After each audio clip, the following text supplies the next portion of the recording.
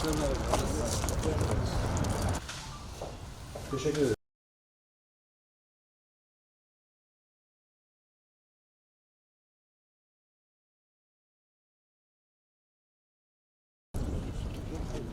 Buradan çıkış buradan veriyoruz. Çıkış buradan veriyoruz. Vatandaş buradan geldi çıkış yapıyor. Ana yolunu gitmek isteyen bir yolun var. Bu yoldan her adamın arasına bağlıyor orası. Orası. Ha o kısım biz bu 614'ün üzerinde ileride Aynen. geçiyoruz. 180 orada yapıyoruz. Bu sefer içerisinde.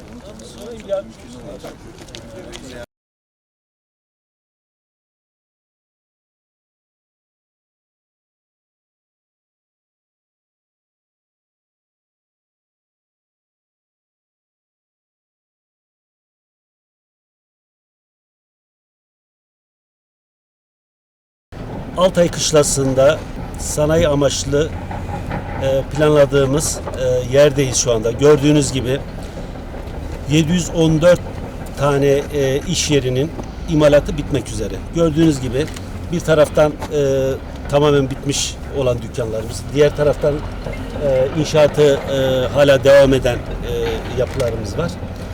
Şimdi inşallah kısmet olursa yükleniciyle görüştüğümüz, aldığımız bilgiye göre yüklenici firma bir ay içerisinde burayı teslim edebileceğini söylüyor.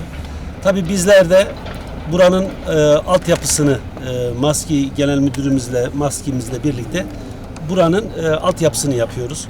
İnşallah o bitecek. Aynı zamanda temiz su yani içme suyu inşaatlarımız da devam ediyor. İnşallah biz kısmet olursa bu inşaatımızın bitişiyle birlikte altyapıyı da bitirmiş olacağız. Tabii burada toplamda 10 kilometre bir altyapı çalışması var. İçme suyu ve kanalizasyon çalışması var. Ve bunun şu anda bize maliyeti 72 milyon lira bir maliyeti var. Tabii aynı zamanda buranın yol çalışmaları da var. Yolla birlikte inşallah toplamda 100 milyonun üzerinde bir maliyet olacak bu yatırımın. Şunu da ifade edeyim.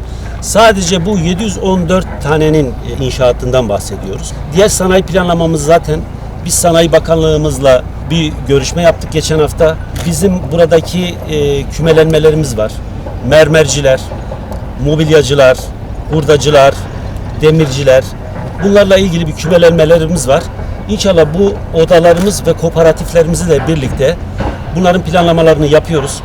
Bizim belediyemiz de Sanayi Bakanlığımızla diyaloglu halde bir planlama çalışması yapıyor. İnşallah bu kümelenmeleri, bu kooperatiflerimiz ve odalarımızla birlikte inşaatı, altyapıyı da biz yapacağız kısmet olursa. Onlarla da görüşmelerimiz devam ediyor. Malatya'mızın Allah'ın izniyle sanayiyle ilgili sıkıntılarını böylece gidermiş olacağız. Hedefimiz bu. Malatya'mız için hayırlı olsun diyorum.